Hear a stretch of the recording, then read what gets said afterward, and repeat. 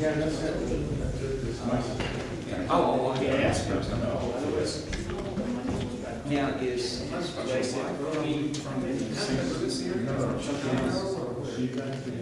What did you do? So out of the engineering. Oh, okay.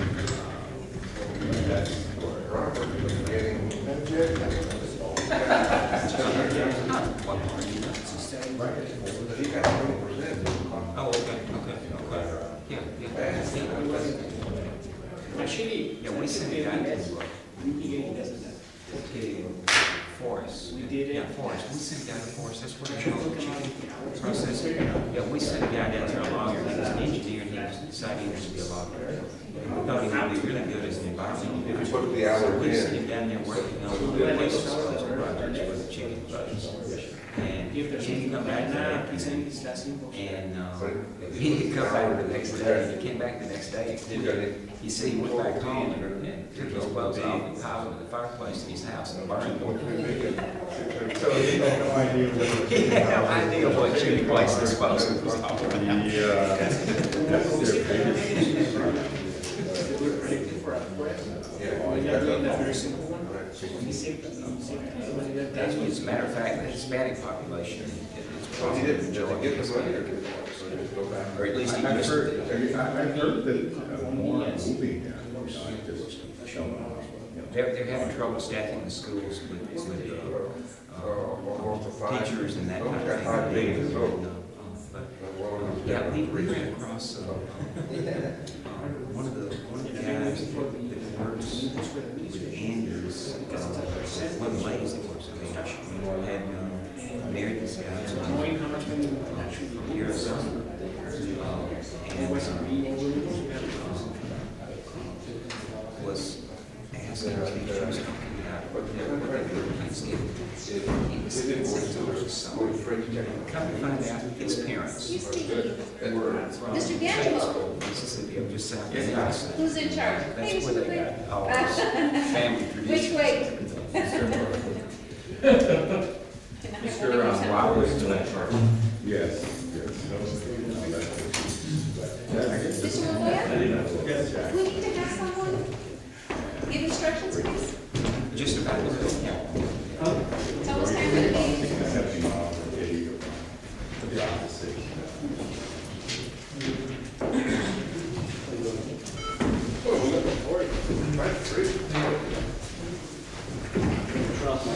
Are we ready to start English and Spanish?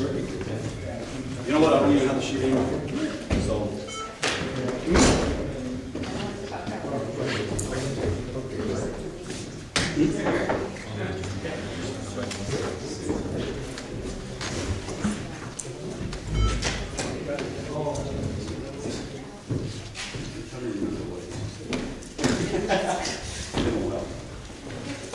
Okay. What y'all do? Let me see. The council meeting, once again, you all know, no hats, turn on all your electronic devices, please. No disruptive behavior. Spanish, same thing, no tengan gorros, no tengan silencen sus teléfonos y no se porten mal. Gracias. We're going to begin the meeting at 6:01. Do we have Mr. Anibal? Can you please lead us on the pledge, please? Wait, please. Stakes of America. Consent. Under God, indivisible, with liberty and justice for all.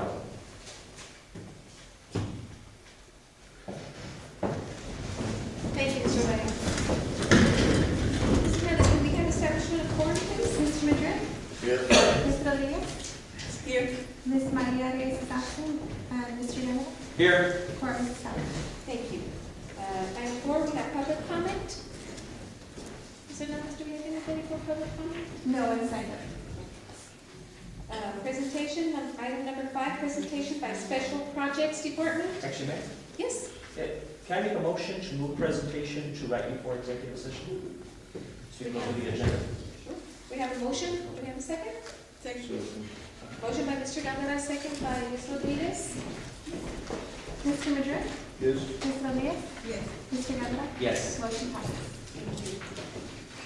Consent agenda. Motion to approve? We have a motion by Mr. Galvin, second by Mr. Madrid.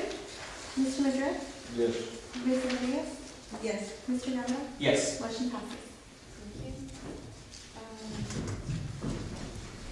Regular agenda, item 10, introduction and first reading and calling for a public hearing on an ordinance of the City Council of the City of Socorro, Texas, establishing comprehensive rules and regulations relating to the control of animals, providing for definitions. I'm sorry, that's okay. We're good.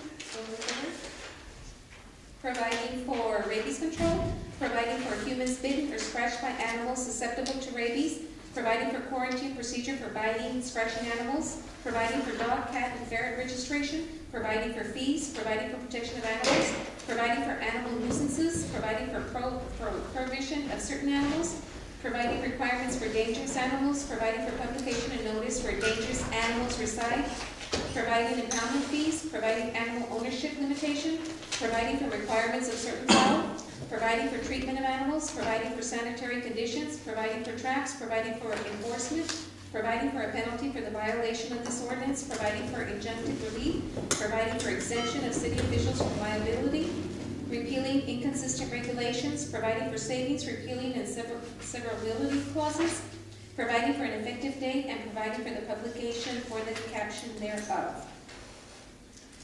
Was there a reason for Ms. Rodriguez's, Yes. request? Sorry. Yes, I wanted to move, number 8 out of the consent agenda. Well, So, can we take care of this one, then we'll? yeah, we can do that. That's why I said we're good. The only thing I wanted to maybe introduce at this time is, a few weeks ago, I was in District 1, north of North Loop, and I had forgotten how big those tracts of lands are out there, especially east of Horizon. And so I just had a concern, learning from our previous experiences with the horse issue, that if somebody's out there walking, you know, and most of those properties aren't fenced in, if somebody's under 40-acre tract of land, and the dog attacks, and then that owner could be held liable. And I think if somebody's under 40 acres of land, you know, what business do they have to begin with?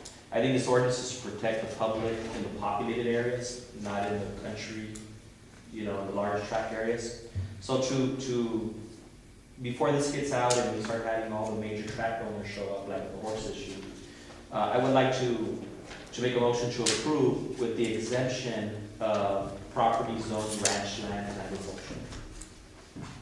And could I make a couple of comments there? I sent out a communication this afternoon. I got some comments regarding the ordinance and a couple of things that we have made some revisions on.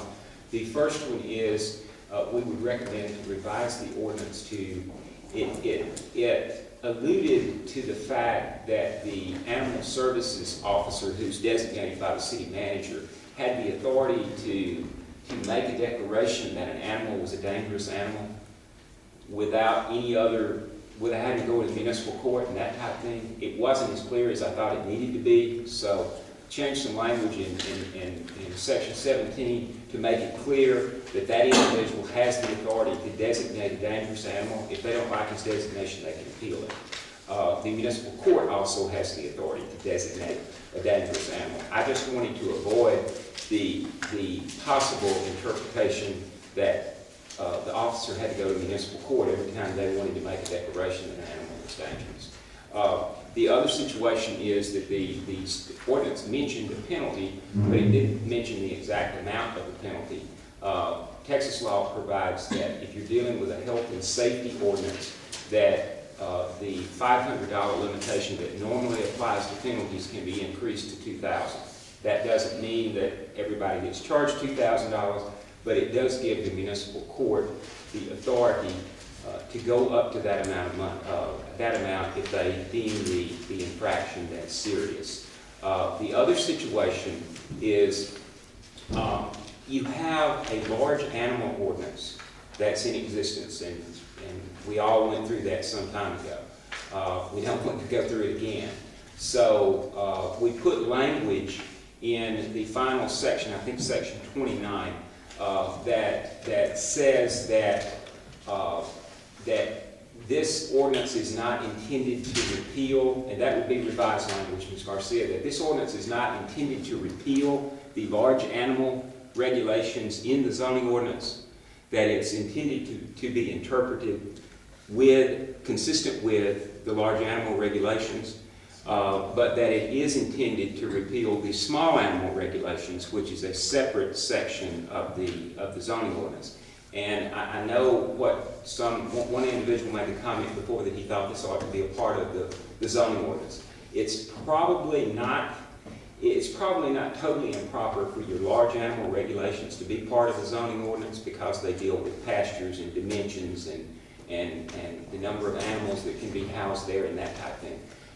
This, however, being small animals, you can have a small animal anywhere in the city. It's not something that's pointed toward agricultural land. It's not something that's pointed toward commercial land. I can understand perhaps the desire to exclude the big farming tracts, but it's really something that applies to the city overall, and it's really a health and safety regulation and not a zoning regulation. So my recommendation would be that you not go back and put this as part of the zoning, that it stand alone as a health and safety regulation on its own.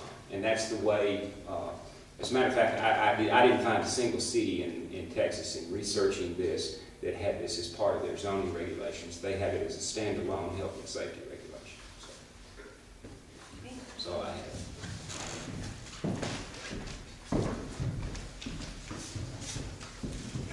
So, I'm going to move on to item 11. No, we're still on 10. I'm sorry. There's a motion, so we can second it or not. Everyone, my council takes 3 votes to pass an ordinance in the city. So that's something I'll make.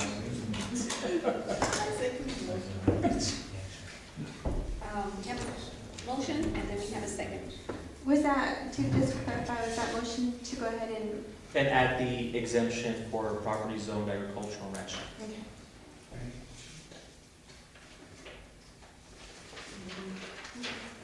And then there was a second by Ms. Rodriguez. Mr. Madrid? Yes. Ms. Rodriguez? Yes. And Mr. Gamble? Yes. Motion passes. Yes. I got too busy writing, I'm sorry, I apologize, but item number 8, I need to take it out of consent agenda. But is there a reason why just would be clarified? It needs a hearing. Huh? It needs a hearing.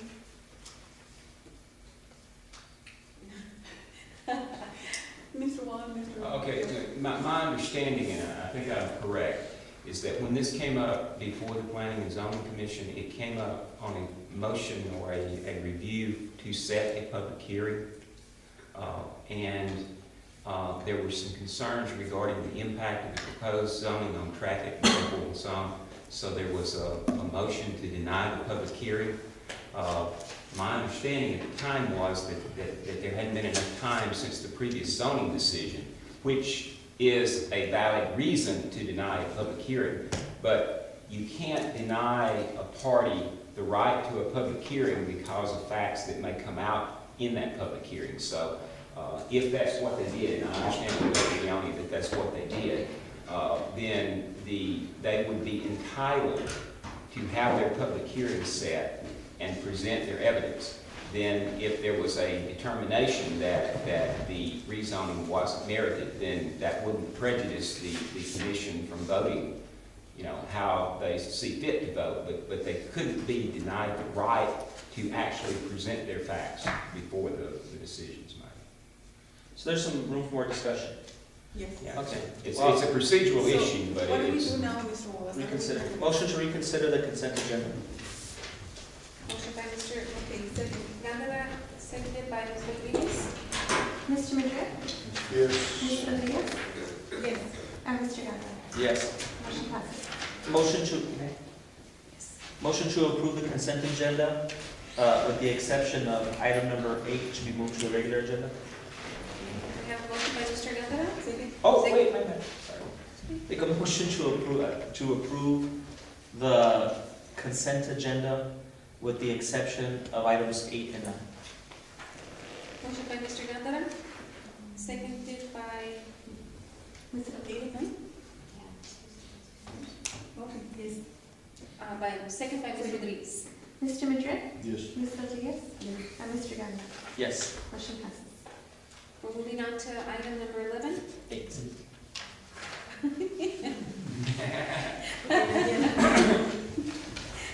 Sorry. Number 8.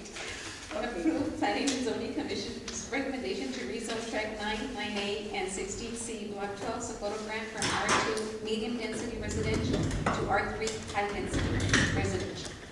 So, I would like to make a motion. I have a question.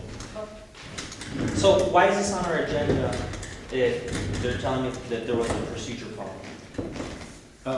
Matt, a normal process for a rezoning case is for me to request the public hearing. Obviously, I do provide general information on the project, but it's only to request and that's only for them to have an idea on the case. Unfortunately, this is the first time that the planning commission rejects or denies a case without having a public hearing. And I was discussing with Mr. Wallace that I didn't know if that was appropriate for them to send it directly to city council without having giving them the chance to provide evidence on behalf of their case. Why was that done? I mean, can we discuss that? Well, legally, I think that they need to be, they need to have the chance to provide information and hence the chance even though to convince the boards, the applicant. But why were they denied that? I'm sorry, I didn't make the Oh, question here. Why were they denied that opportunity? Okay, the justification was because if, right now the subdivision is zone R2, and the developer is requesting a portion of the subdivision, the current subdivision, to be rezoned into R3. By doing that movement, they're gonna be able to build 91 additional homes, and obviously in the smaller size, and which means 91, 182 additional vehicles on the street. The justification was at the end, no more additional traffic congestion. Which is a legitimate concern once you give them the hearing, but they're entitled, to make their argument and try to overcome that issue, but you've got to give them a hearing and an opportunity to be heard, and then you can make the decision that you feel is appropriate. Any more discussion? Any more discussion? Okay. I would like to make a motion to refer this item back to the planning and zoning for a public hearing. Motion by Ms. Rodriguez. Is that correct? Is that the correct? Is motion? Yes, there's no, I mean, if you were to attempt to do it the way you're doing it, and they wanted to take you to court, that's what ultimately would happen, in my opinion. So do we have a second? Second. Second by Mr. Madrid. Mr. Madrid, Yes. Ms. Rodriguez, Yes. and Mr. Ganda. Yes. Motion passes. Number 9, excuse absent council members. Motion to leave. Second. Motion by Mr. Gondara, seconded by Ms. Rodriguez. Mr. Madrid, Yes. Ms. Rodriguez, Yes. Mr. Ganda. Yes. Motion passes. We're moving to item 11, introduction and first reading and calling for a public hearing on an ordinance designating transportation reinvestment zone number 1 for the city of Socorro, Texas, describing the boundaries of the zone, providing for an effective date and termination date for the zone, naming the zone Transportation Reinvestment Zone number 1, city of Socorro, Texas, establishing a tax increment fund for the zone and containing other provisions related thereto. Motion to approve? Second. Motion by Mr. Guerrero, seconded by Ms. Rodriguez. Mr. Madrid? Yes. Ms. Rodriguez? Yes. And Mr. Guerrero? Yes. Motion passes. Item number 12, introduction, first reading, and calling for public hearing on an ordinance granting to Texas Gas Service Company the right, privilege, and franchise to use streets, alleys, thoroughfares, and other public ways to operate and maintain a natural gas distribution system in the city of Socorro, El Paso County, Texas, providing regulations for the conduct of the system by the grantee and repealing the present franchise ordinance.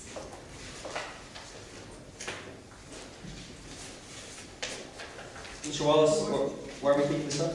Or is our franchise agreement over with? The other ordinance had expired. We had negotiated with them with respect to some of the terms of the ordinance. They had originally submitted an ordinance which one of the primary concerns that we had was the ordinance did not indicate that it was subject to all the requirements and restrictions of the city's charter. We have put that language in. They have agreed to that. We also attempted to negotiate with them to obligate them to lay lines along the new Waco Tanks extension. They assured us that they have that in their long-term plans, that they are aware of the construction of the roadway, and that they intend to lay pipelines there. Their legal department would not, and it would be, frankly, a little bit unusual to put the requirement of construction of lines in a franchise ordinance. They were not willing to go that far, but they did indicate that those were in their long-term plans, and they indicated that they would share those long-term plans with the city. And the 2%, was that an increase or a decrease in the percentage that they'll pay to the city? The 2%, I think, is consistent with what they were paid previously, and my understanding is that that there was some investigation with adjoining municipalities, and that's consistent with what was being paid there as well. Motion to approve? Second. We have a motion by Mr. Guerrero, seconded by Ms. Rodriguez. Mr. Madrid? Yeah. Ms. Rodriguez? Yes. And Mr. Guerrero? Yeah, first. Motion passes. Item 13, discussion and action to create a no bullying ordinance. Okay, I think that this is no-brainer. I do not condone any bullying of any kind, and I would like to have an ordinance and to request from Mr. Wallace to start working on that. Maybe. Do you have any personal experiences that you'd like to? No, I'm seeing, and I'm also a member of the no bullying organization, I guess, on Sanchez. I know you've advocated it before. Yeah. Yeah. So, and we don't have, I don't think we have anything like this in place right now in the city of Socorro. I'd like to, this moment, share a personal experience. I did not bully you. It's hard to talk about Sheriff Wiles at this point. Okay. Do you have a motion? I have a motion to, A second. okay. Motion by Ms. Rodriguez, seconded by Mr. Guerrero. Mr. Madrid? Yes. Ms. Rodriguez? Yes. And Mr. Guerrero? Yes. Motion passes. Item 14, discussion and action to create a no loitering ordinance. And again, there's a lot of instances where you see people throwing things out of their cars or whatever. I would like to have them in the city of Socorro. Well, Mayor? Sure. No, I don't think we go either. When you say loitering, and I was hoping that this would also be as far as like transients, maybe like the Big Eight, that type of loitering.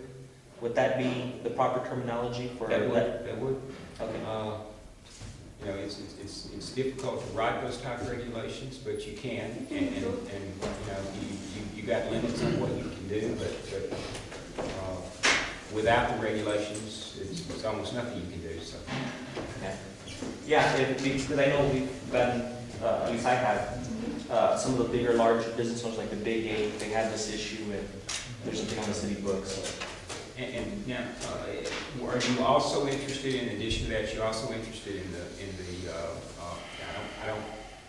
I know that there's state regulations regarding littering and that type of thing, but I'm not sure that we actually do have any regulations on Socorro city streets about that type of thing, so.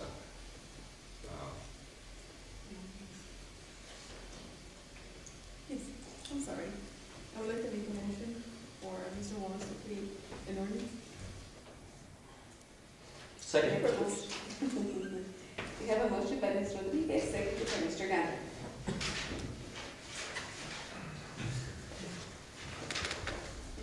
Mr. Madrid? Yes. Mr. Rodriguez? Yes. Mr. Garza? Yes. Item 16, discussion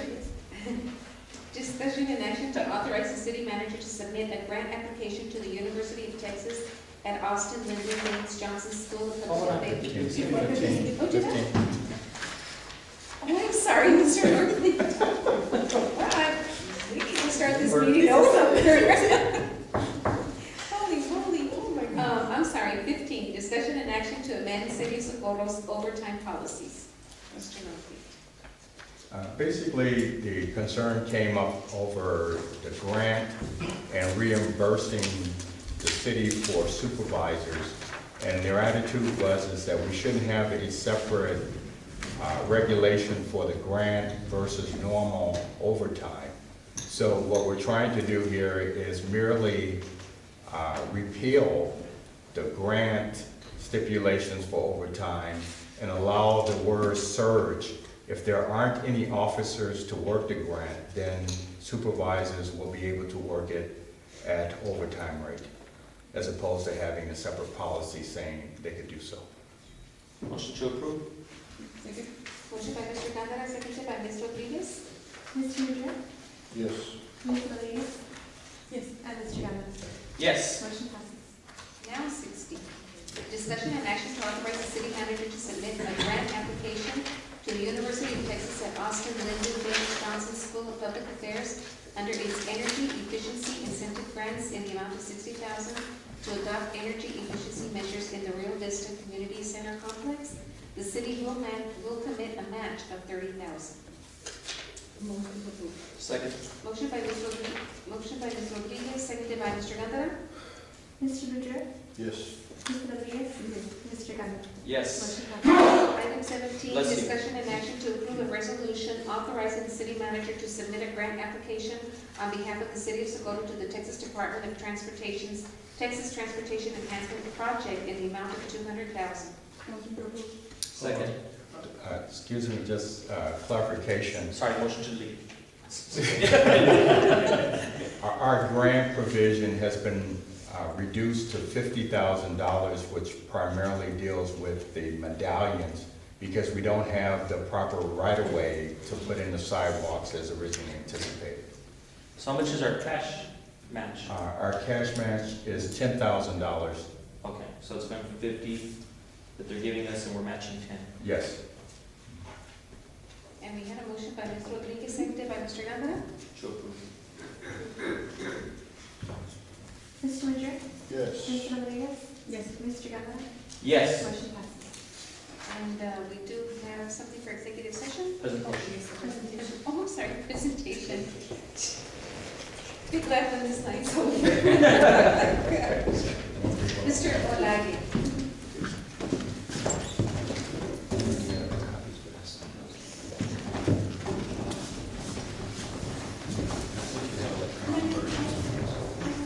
By the way, I saw his report, very nice, very good work. I saw his report also, very nice. So we would get the Cliff Notes version. I like that. Hey, I'm Well, good evening, Mayor and Council. Aníbal Olague with the Special Projects Office.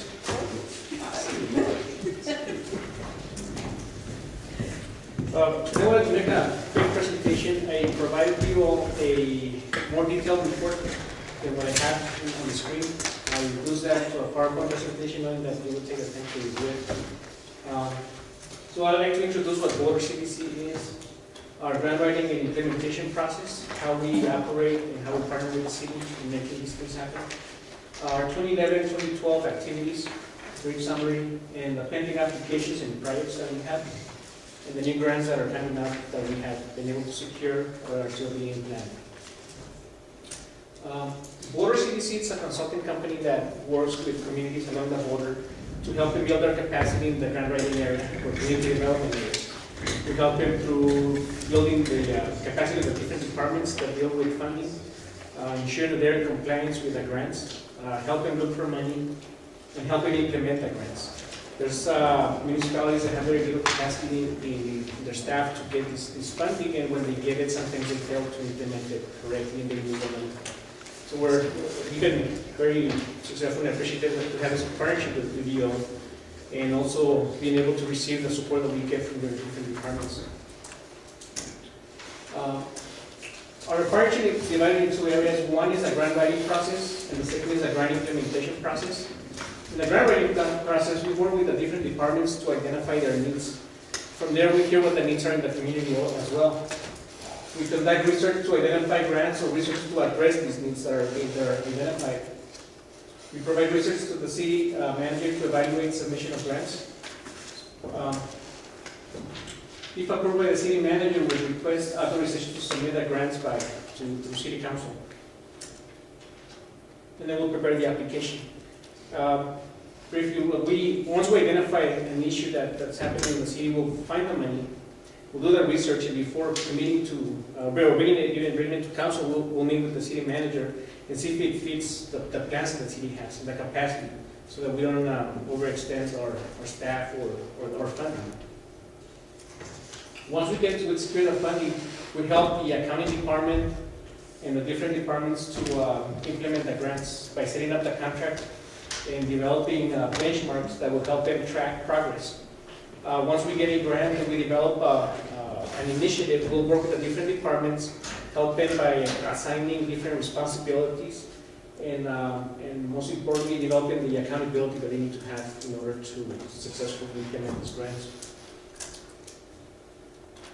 We provide input and performance measures on Basecamp. We have a company works through a web-based grant management system, which most of the departments have access to, including our city manager. And in that website, our web-based system, we track our timelines that we put for the different grants. We document every activity that happens on that grant. We upload files. So that's the center point where we can access anything dealing with the grants, from where we're at, where we're missing out, where we're having problems implementing the grant, and the number of hours that are being dedicated to that specific project. The first program that we have, and one of our most successful programs, has been the home program. The city had secured a grant in the amount of approximately $478,000, and we came into partnership with the city. That grant was already in place, but it hadn't been implemented. And this grant allows for families to replace their mobile home, rebuild their home, or just repair their house. It allows for up to $30,000 in repairs or $80,000 to reconstruct the property. With this project, we were able to assist 6 families within the city of Socorro. I listed the different addresses and the type of assistance that they received. The project was completed, construction was completed in 2011, and we completed the contract closeout this year. We received a letter from the state saying that everything has been in compliance. Every time we complete a grant, the state or the funding agency will conduct a review, a monitoring review, to make sure that we follow procurement procedures, if it applies, or any other regulations that the grant has. After that, we get a review letter telling us whether we had deficiencies or we were able to implement this grant successfully. In this case, this grant was implemented successfully, and we received full reimbursement for the project. There are some other houses that we constructed. The second grant is the State Energy Conservation Office. And this is a grant that's given to the state of Texas to help municipalities to adopt energy measures. make them energy efficient, and promote renewable energy. With this grant, we received $85,000, and we conducted energy audits at the administration office and the Puna Police Department headquarters. With these audits, we were able to identify the areas that needed to be addressed to make those buildings energy efficient. So we installed solar panels on both buildings. We retrofitted the lighting in both buildings, and we weatherized the buildings. There were a lot of issues with installation that came out in the audit. This is the administration offices, and as you can see on the roof, we built the large solar panels that it's hard to see from the outside, but that's what we had in the roof. We built this canopy with the solar panels at Puna. And it's projected that within a very few years, a couple of years, we'll be able to reduce our energy consumption to probably 50%. The San Francisco program, which has been a very popular program. With this program, the city of Socorro submitted a grant application in 2008 to complete 8 studies on the targeted schools. And the studies that were done through y'all's participation and different community organizers and the school districts, the police department, they identify and prioritize the safe routes within those 8 schools. Using those plans, we submitted a grant application in 2010 through our office when we started a partnership with the city. And we were able to secure approximately $4 million for the project to address all the recommended routes. In addition, working with, at that point, our former city manager, Manny Soto, in our office, we were able to work and deal with TxDOT because the original plans didn't have any funding or recommendations for engineering or administration. Meaning that the city was going to have to pay that out of their funds. Going back and forth with TxDOT, we were able to secure an additional 18% to cover the administration in the engineering and design for the project. We all hired Moreno Cárdenas and they completed the environmental and design in 2012, this year. As they were going through the environmental, we identified several issues that prevented the program from addressing all the recommended routes. One of them being the routes had to be reduced because of environmental issues dealing with drainage systems, bridges, and also the right-of-way issues that we encountered. So that reduced our proposed routes or budget to $2.8 million.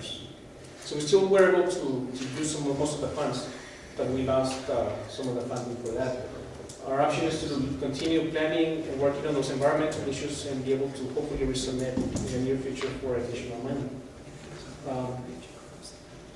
The project went out for bid November 1st of this year, and the lowest bidder was Garpon Incorporated, was the lowest bidder, and the bid was 16% under the $2.8 million that was projected.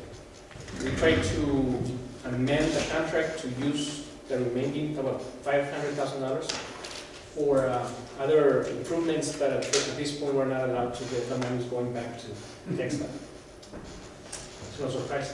The construction contract should be completed by January, and we estimate that construction of the sidewalks should be within 6 months, depending on each school district's schedule. We're also working, our next step is to work through our city manager's office to notify all the schools of to provide them an update on where we're at on the schools and start working on the schedule once the contractor comes on board. The construction will be administered through TxDOT. They will be paying the contractor directly. They will provide monitoring for them. And the engineer that we hire will continue to give us some technical assistance on change orders or a couple of hours on monitoring.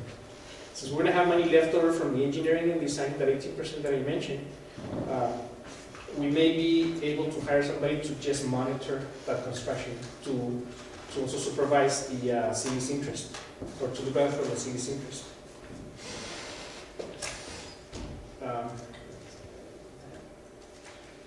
Dana Street, to build Half City Street. When we came on board, the city had already received a grant for $240,000 to improve the street.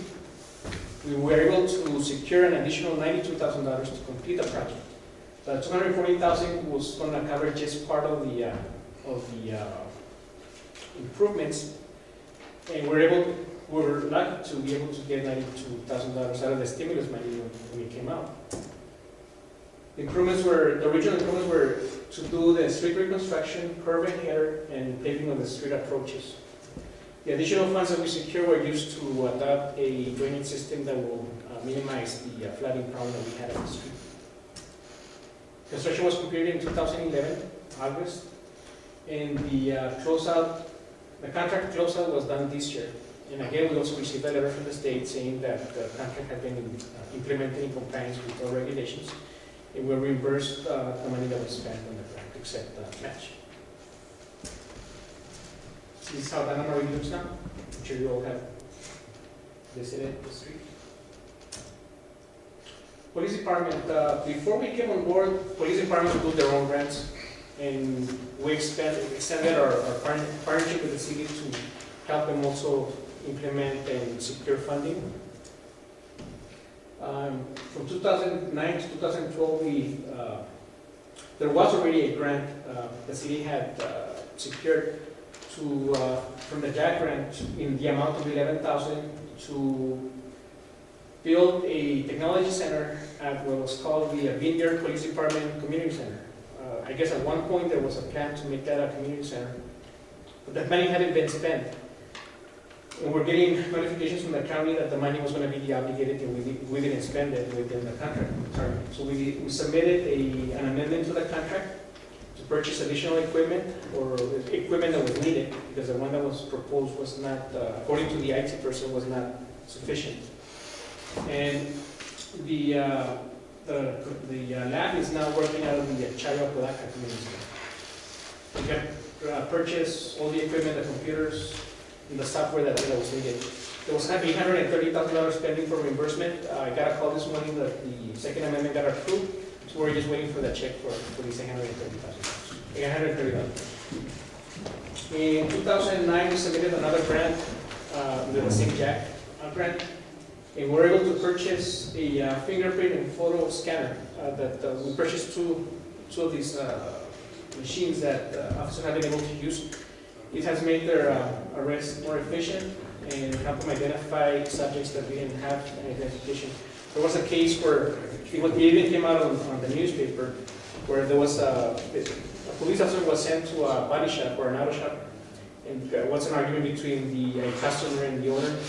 When the officer they identified themselves, and when the officer used that machine kit, he found out it was somebody else that was wanted for drug trafficking or something like that. So that was a success under this program. Before, if somebody they were not able to identify the individual, they have to either take him downtown, fingerprint him, and wait. That was like a 4 to 5 hour process. That would take officers out of our police duties to go and do that investigation. The Stone Garden grant, we received $205,000 to purchase an F-150 truck and a Mustang with their equipment, and also pay for officers' overtime. All the draws have been submitted to the county for reimbursement. We have received most of the money except the overtime that's still being evaluated. That's been already implemented and completed. We received a second Stone Garden grant in the amount of $24,000 that should be implemented in January. It only covers overtime. We also received another grant in the amount of $40,000 to increase police operations under the Border Star grant, and it also covers overtime. This grant should be spent between September and December of this year, so we still have a month and a half for the work.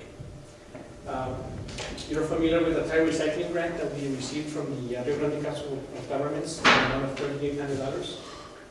And I left it on the PD since they had also a strong participation in the program, but it was a teamwork with the different departments.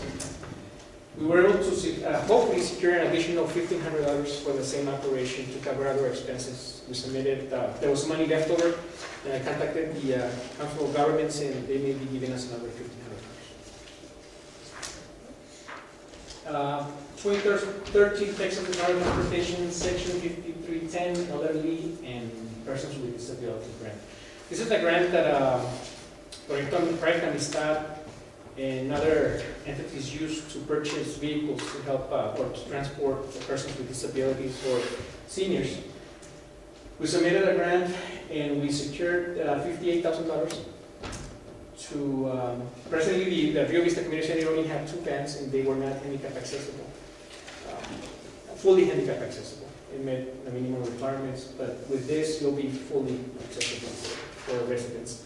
And it can be used to increase their activities within the city, go out on field trips. It's going to be a good project. That grant should be awarded. I mean, the grant has been awarded. We're waiting for the contract, which should come out by April, sometime in April 2013. Yes, sir. This one is strictly for the Rio Vista Community Center? It's under the Rio Vista Community Center. The use can be for anybody that has a disability or it's a senior.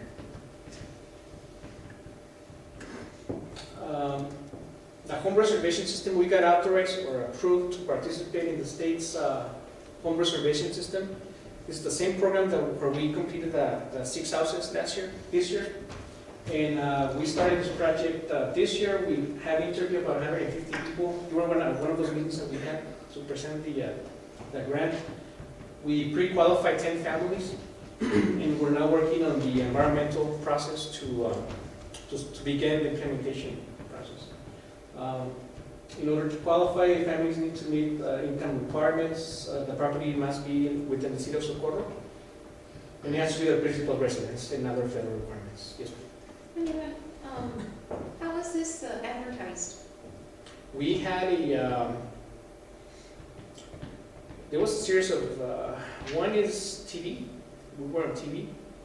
We used the first 6 houses to, first of all, to show the community what we had done. And we took that opportunity, and thanks to the public information officers, we promoted the program so that people could see that result, and we started getting a lot of calls.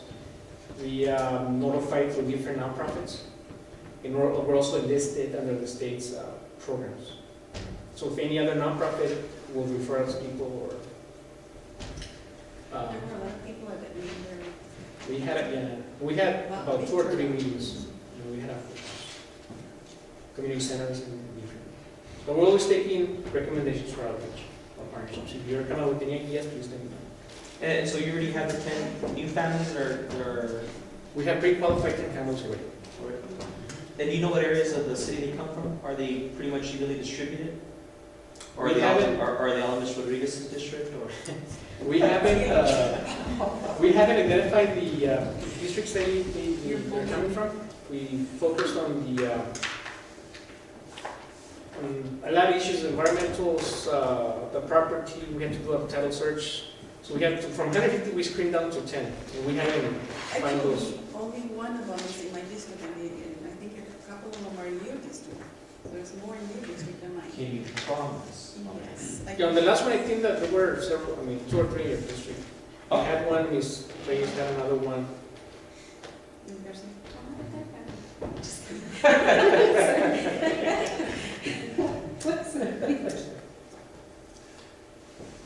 They're the same program that we got approved. There's a home buyer assistance.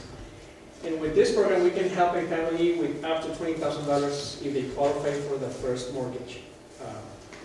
And that's to purchase a property within the city of Socorro. Property can be new, or it can be an existing property, but it has to pass an inspection. So the family needs to go get a loan first, get approved for the first lien, and then come to us with that letter of approval, and then we can process down payment assistance.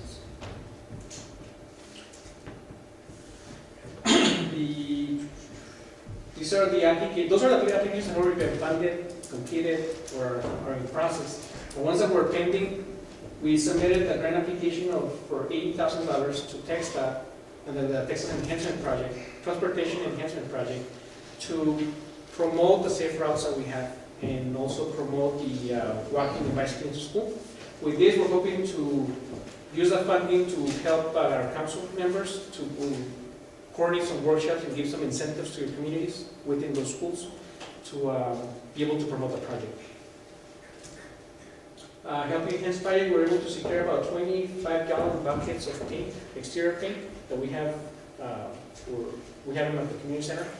And this is to either develop a volunteer program to the court, to the community center, also for the graffiti wipeouts, and any other part that we may use.